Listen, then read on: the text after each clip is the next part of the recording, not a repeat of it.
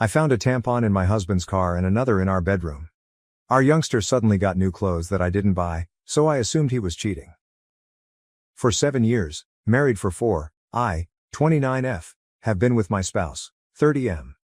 I have never had cause to fear he was even slightly unhappy with our marriage or even disloyal to me. He enjoys making jokes about us still experiencing the honeymoon phase with 2 children in tow almost 5 years. Had it not for the shocking discovery in his car last month, I would not have questioned it or him. I saw something slatted between the cushions when buckling our daughter into her car seat. Pulling it out, I found it to be a tampon. Had I not had an IUD stopping my period for the past year and had not even noticed the wrapper type, this would not have been so strange. When I told my husband where I had found it and why I was almost sure it wasn't mine, he seemed not to know what it was, let alone why I was holding it. He shrugged and said most likely Fiona, his coworker, owned it. My husband often commutes to lunch with his colleagues, and as we live somewhat close to Fiona and her husband, I assumed it was quite likely the tampon had dropped out of her bag either any time he had driven with her or given her a ride. Not particularly significant. I dismissed it until a few weeks later, when we had supper with Fiona and her husband. I had so wanted to believe my husband, yet I couldn't get over the way it had been buried in the seat and how my husband had seemed to have no concern for it whatsoever. Perhaps he was acting stupidly. It's unknown. I did something that, looking back, I find really insane. While we were out together, I staged an emergency and asked Fiona whether she carried any tampons. I sighed with relief when she handed me one nearly exactly like the tampon I had discovered in our back seat. Thus, the tampon there was most likely the same one used here, and most likely, there was an innocent explanation for why it had been placed in the back seat in the first place. Until I discovered another tampon this morning, this time in my sock drawer, I assumed I would have seen the last of the out-of-place feminine hygiene goods. The idea of my husband having an affair makes me physically sick. Even more nauseated the idea that the lady might have left these tampons out for me to find. Should it be my husband's coworker, why would she offer me one the other night and give herself away? Under any other circumstance, I would want to discuss this with my husband. But I feel too ill and ashamed to approach him with what I discovered. What action ought I to take? Comments. I never put a tampon in a sock drawer. I had a period 30 years ago. Trust your gut, then get cameras. Neither does I. I have thought up so many reasons for the tampons that would not point to my spouse, but none of them actually make sense. If it means verifying what I currently suspect, I'm afraid to set up a camera. Has Fiona dropped by your house and had time to plant the tampon? She visited our house numerous times, and vice versa. She wasn't over any time in the past week, hence if she planted that second tampon, she had to have found a window of time when I wasn't home. Every time she and her husband visit, we all stay downstairs. You would have to go rather far to get to our bedroom. That is, past the other bedrooms, around our dogs, over the safety gate.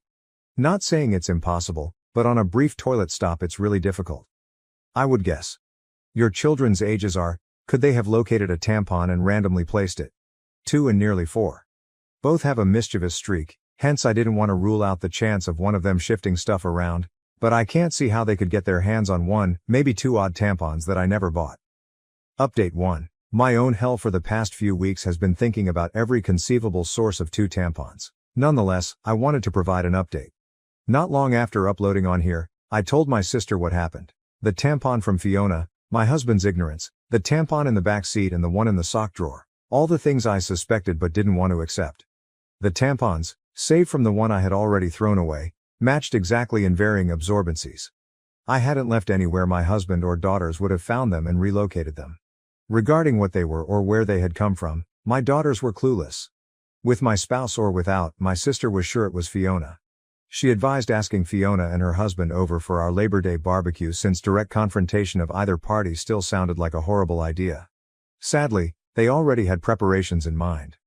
Our house for any misplaced or foreign items, there were none. My sister and I agreed that it was too soon for cameras without any other evidence, so it was just a waiting game from there. Watching my husband for any changed behavior, there was none, and even the girls for any new friends they could have met. The final aspect was especially important to my sister's husband, and it helped to explain his inclination to think the tampons were safe. Given my husband was the one driving the children to and from daycare and most other activities during the week. If anything had been happening in or around our house, he said it would be almost impossible to keep from me and the girls. That helped me somewhat to feel better. I felt differently only till my younger kid, 2 years old, dropped something down last week. My husband demanded that I continue at work while he stayed home with her, even though I wanted to be the one looking after her. I had no problem with that. At that point, we were all already starting to move past the tampon crisis since my sister and her husband considered it as a positive indication that he would take the time off at short notice. By the third or fourth day, I was merely glad to see a nearly healthy child and a spouse supporting her through it. But towards the conclusion of that week, I returned to find something unusual. Now clad in a onesie I had never seen before, the child I had left that morning in an old PJ set had a small clip in her hair. Though I have a very decent idea of what my children wear on a daily basis, especially in terms of attire, I cannot say I have the best recollection. Before we would have our second, I had vowed off full-length sleep suits with snaps across the front long before. Long snaps are simply a pain in the ass and a no-go for effective diaper changes. Just not something I would dress her in. My hubby knows as much. He definitely doesn't accessorize the girls' clothes and neither does he plan for or buy them. The idea of someone being around our ill child without our awareness confused and rather stunned me. I went straight to inquire whether anyone had been over to visit my spouse or the girls. I didn't second think. Like before, he seemed perplexed and asked me why I would believe that. All day it had been him and the children. Once more, I asked him whether someone had stopped over to say hello. He denied it. I should cool off, he advised. Our oldest daughter was in the room and realized something was wrong, so even if I might have screamed out and came forward with the charges right then and there. My husband swore that the girls had not been with anyone but him. I asked him a third time in a subdued manner if anyone had been near our children. He also denied styling anyone's hair or shopping for new clothing. I chose to leave since our daughter was in the room and my feelings were all over the range. Then I couldn't make sense of it. It hardly looks clearer now after I drove myself mad with illogical arguments. Comments. My 2-year-old can only string a few words at a time to respond to a few inquiries. She responds depending on the cues I provide when I question her about her time with daddy or her wardrobe. I might inquire, "Who gave you that pretty bow?" And she might answer pretty bow back to me, or mama, or daddy over and over. Almost 4, my older daughter was in daycare that morning. She cannot remember anything different from that day. Her memory of the PJ change or the hair clip is lacking, hence my estimate is she was changed during that morning, but I'm not sure exactly. My 45-minute trip to work makes stopping for lunch very impractical. My sister has not observed anything unusual. She has been gracious enough to leave work and drive past several times here and there. At the front door is a Ring camera. I have the app on my phone with alerts enabled. Not yet, nothing exists. I'm merely the least tech-savvy person, hence I would be open to suggestions for more covert surveillance, worried another camera will be easy to find. Edit. We indeed routinely test our carbon monoxide detectors. One of the hair clips might have originated from a daycare. Although I could see the hair clip as a possibility, less plausible with the onesie. If either of my younger daughters had returned with something like that before, I would have noticed, especially since it was the kind of onesie I detest with a passion, LOL. She hadn't been to daycare in days. People say they are eager to know how this story ends. The Hollywood horror ending is my financial one. Hopefully, I dreamed about the dogs too so I could at last quit gathering their imagined shits and things. Update 2. I knew I was nowhere with the accusations and half-baked guesses after almost losing my head over a hair clip and a onesie. I wasn't sleeping, eating or taking care of myself the way I should have been since I was so consumed in the paranoia and suffering of my circumstances and I wasn't getting any answers. I thus decided to activate the hidden cameras and have them sent to my sister's house. My brother-in-law agreed to assist with the install/setup at my place. Still, I got my much-needed validation before the cameras were ever delivered. Last week, while I was at work, a Ring alert let me know the motion at the front door. Half expecting to see a delivery person, pet or lawn care salesman for the 15th time, you may picture my astonishment when I watched a footage of a young woman leading my daughter into the house hand in hand with my husband and our other daughter close by. My spouse was at work. The girls were meant to be in childcare. From what I knew, the wife was residing 2 states away under court order keeping her there. I asked my husband straight away what this woman was doing in our house. He ignored me, so I texted him. Knowing I had received the Ring alert, he most likely understood he had messed up by entering the front door and sought to postpone the unavoidable. He was foolish too. But after the 5th or 6th call he at last answered. As I would subsequently learn, the woman on the camera was my husband's sister. She most certainly supplied the bow, the onesie, and the tampons. She is also a recovered addict who spent the better part of her childhood and young adulthood pressuring the silence of another one of my husband's family members following her molestation. She is also a registered sex offender.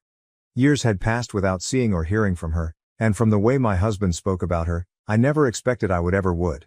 But here she was, in our house surrounded by our kids. Let me say, I was enraged. Though it was hardly an affair at all, knowing who it was and why all of this had been happening made it much more repulsive. My husband was particularly high on the list since my sister-in-law, fresh out of another stay in recovery, had wanted to rebuild relationships with those she had harmed. My husband had been meeting in secret, usually at our house while I was at work, not wanting me to know, or worse, keep her away from our family and children. They would come in via the garage in my husband's car so the Ring camera at the front entrance wouldn't alert me. She had even stayed in our bed overnight on a weekend when I had gone on a business trip. On a night my husband told me he dropped off our daughters, she watched over them. She bought the girls' clothes and dressed my youngest in the onesie and bow, the identical ones my husband had promised in his life that I had dressed her in myself. My spouse insisted this was all in my head, the tampons, the one piece, the bow, everything else. Shrugging aside each increasingly disturbing revelation like it was news to him and telling me I was being unreasonable, he was quite happy to see me suffer for weeks over a lady he maintained did not exist. 2 years after I had given birth to a child, 4 years after I had told him one of my main worries about parenthood was PPD like my mother had experienced with me.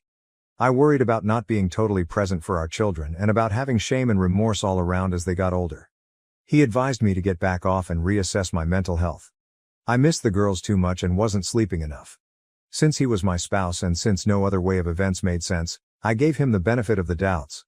After a month of this mental game, I have nothing to show for my trust except this miserable state and a great deal of resentment. Call the cops and a lawyer, comments 1. Reaction. Already on it. We are, believe me, walking burnt ground with this.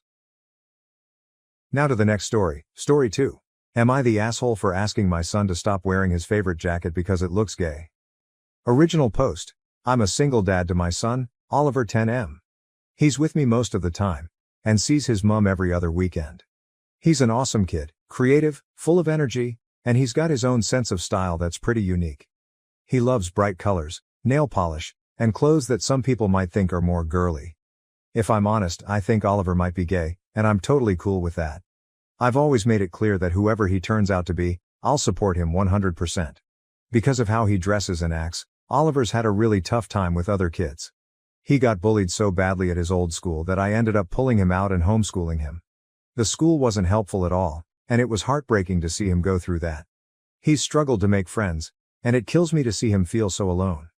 Now, he's starting back at school in September, and he's really excited about it.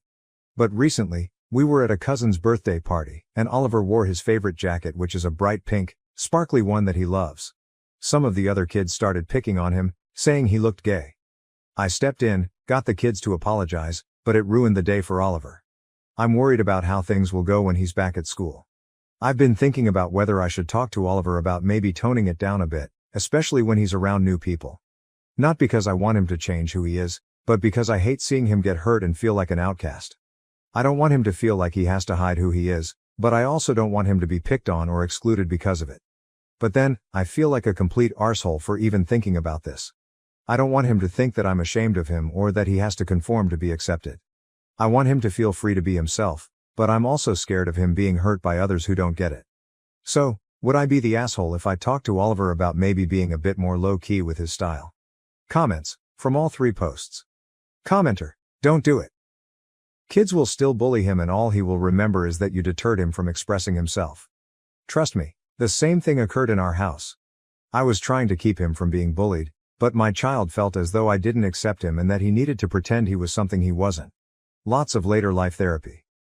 If he's gay, if he's straight, let him be himself and tell him as long as he likes his clothes, that's all that matters. Sincerely, the mom of an amazing queer kid. OOP. I get that, but at the same time it is so heartbreaking seeing the same thing happen to him over, and over, and over again. Commenter, Jesus, where do you live? Most kids don't care about this kind of thing these days. OOP, I live in the West Midlands of England. I honestly don't think your point about most kids not caring is at all accurate. I see it every day. Commenter. Do not dull his shine because other people don't understand him. I understand it may be coming from a place of protection, but it needs to be addressed with the potential aggressors, not with forcing your son to change who he is. OOP, but when you can't do anything more with potential aggressors. I have done, and will continue to do everything I can. But sadly I can't literally watch his back 24/7, even though I would if I could. Anytime he has a comment made to him he breaks his little heart, and it is so devastating seeing him go through that again. And update. Hey all, it's been about 26 days since my original post, and I thought I'd give an update now that Oliver has had his first week back at school. I can happily say that so far, things are going much better than I'd hoped. Over the summer, Oliver and I had a really important heart-to-heart. I sat him down and told him just how incredibly proud I am of the person he is becoming. I made sure he knew that there is absolutely nothing he could ever do that would change the way I see him or make me love him any less. Honestly, it was a bit emotional, and I even got a bit choked up. I told him that if wearing his favorite jacket, the one that's caused some hurt before, made him happy, I'd stand behind him 100%. But I also wanted to make sure he was prepared. I explained that, while I'll always be there for him, I can't always be around to protect him. And he might have to stand up for himself if kids make fun of him. I made it clear that this doesn't mean he should change anything about who he is, but that he needs to be ready to handle it if anyone says anything cruel. Oliver understood, and we spent the summer coming up with some playful comebacks together. He really wanted to take the jacket with him to school, so we made it a bit of a project, imagining the kind of things kids might say and crafting witty replies that he could fire back with. It was actually pretty fun, and I think it helped him feel more confident about it. Now back to school. His new teacher knows all about his past struggles with bullying, and she's been amazing. She's keeping a close eye on things and making sure he feels safe and comfortable. It's made such a difference already, and Oliver's first week couldn't have gone better. He's even made a friend, a boy named Sam, and they've really hit it off. They're planning to meet up tomorrow at the wacky warehouse, and Oliver can't stop talking about it. It's been a long time since I've seen him this excited about spending time with someone his age. I know it's still early days, but seeing him come home happy and smiling each day has been such a relief. Thanks to everyone who gave advice and encouragement on my original post. I really took a lot of it to heart, and I think it made a big difference in how I approached all this. Update 2. Hey, I just wanted to hop on and give a small update about Oliver's playdate over the weekend. Firstly, when Oliver was getting ready he wanted to wear all his flamboyant clothes. He asked me if I thought it was a good idea. His friend had seen him in his jacket, but he was a little worried how he would react to the full Oliver. I told him to wear whatever he wanted, and if this friend was worth being friends with they would accept him for exactly how he is. This made Oliver smile. He wore his full Oliver outfit. When we were walking in I could feel Oliver getting a bit nervous. He was bullied so much in his last school for how he was, so I understood why. I held his hand tight and gave it 2 squeezes. This means I love you, something I learned to teach him from Reddit actually. The friend's dad was with him and he looked at Oliver and gave a little curious look, but apart from that it was fine. The boy said he loved Oliver's clothes. They spent about 4 hours playing, and we ended up eating together. On the way home, I told Oliver how proud I am of the little man he is. I am so proud of how he is so willing to be himself, and so brave to continue despite any backlash he gets. I love him so much. This is my final update on this account. I don't know if I'll ever show you these posts, Oliver. Maybe in a few years when you're older, so we can laugh at how worried I was about you. Your dad is so proud of you. I think you are the most amazing person in the whole world. Even when you drive me absolutely nuts. I am so lucky to get to be your father. I am so lucky you are in my life. I love you. Thank you for watching. If you haven't subscribed yet, please do so and hit the notification bell to stay updated with more shocking real-life stories happening around you.